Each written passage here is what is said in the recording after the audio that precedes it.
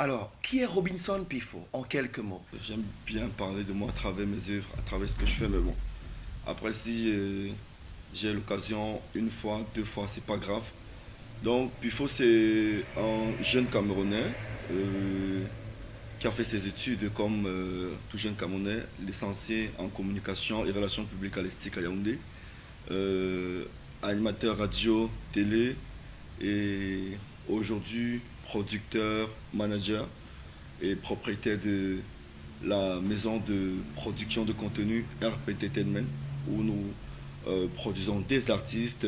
On a un studio de musique, on a un studio photo. Vous êtes arrivé tout à l'heure, vous avez regardé comment tout est beau, tout se passe bien. Donc c'est en gros, c'est aussi quelqu'un qui aime dire ce qu'il pense sans, sans craindre quelqu'un en fait. Voilà. Surtout dans la mesure où j'ai respecté les droits et les libertés de chacun. Ton cursus scolaire, n'est-ce pas, cadre avec ce que tu fais comme métier actuellement. Alors, mais je dois quand même te poser la question qui me titille un peu les oreilles. Il s'agit de celle de savoir comment est-ce que tu fais pour te retrouver dans le showbiz. Comment je fais pour me retrouver dans le showbiz? C'est vrai qu'au départ j'étais un grand sportif, beaucoup ne vont pas croire. J'étais pour. Mais s'il y a mes camarades de classe au lycée classique de Baranté qui vont regarder la vidéo, voilà, donc s'il y avait 5 joueurs à Baranté, j'étais parmi les 5 joueurs. À l'époque, j'étais un très grand sportif. Euh, Après, quand on a affecté mon papa à Bafan, voilà, j'ai eu un grand frère au lycée qui présentait les kermesses. C'est où j'ai commencé à aimer ce qu'il faisait. Et puis j'ai commencé à le côtoyer. C'est donc par là que il a commencé aussi à me tenir la main. J'ai sur le champ aimé le métier de la radio. Chaque fois qu'il allait faire ses émissions, j'étais avec lui. Chaque fois qu'il allait présenter des événements, j'étais avec lui, je le suivais partout. Et c'est comme ça. Mon rêve, en fait, quand je marchais avec lui, mon rêve était qu'il passe vite son bac et qu'il me laisse au lycée gérer la kermesse. Tu vois, une fois qu'il a eu le baccalauréat, il est allé à l'université. J'étais devenu le nouveau roi du lycée quand il fallait parler des présentations, des kermesses, des activités sportives et culturelles et tout. Et aussi, il m'avait laissé sa place à la radio parce que je présentais son émission à la radio Site d'Art de Bafan. Voilà, le hit parade de samedi. Et après ça, je présente aussi la matinale. Par la suite, quand j'ai mon baccalauréat, j'arrive à Yaoundé. La première année, j'observe tous les médias. J'observe bien, j'observe bien, j'observe bien. Je fais des propositions à la chaîne Canal 2 International. Mais bon, après, bon, quand on ne te connaît pas, c'est une grosse chaîne, on ne va pas te donner la chance et tout.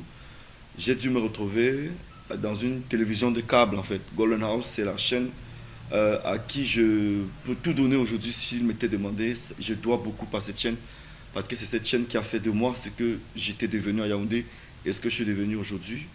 J'avais l'émission la plus regardée de Yaoundé en fait, quand il fallait parler d'émissions culturelles.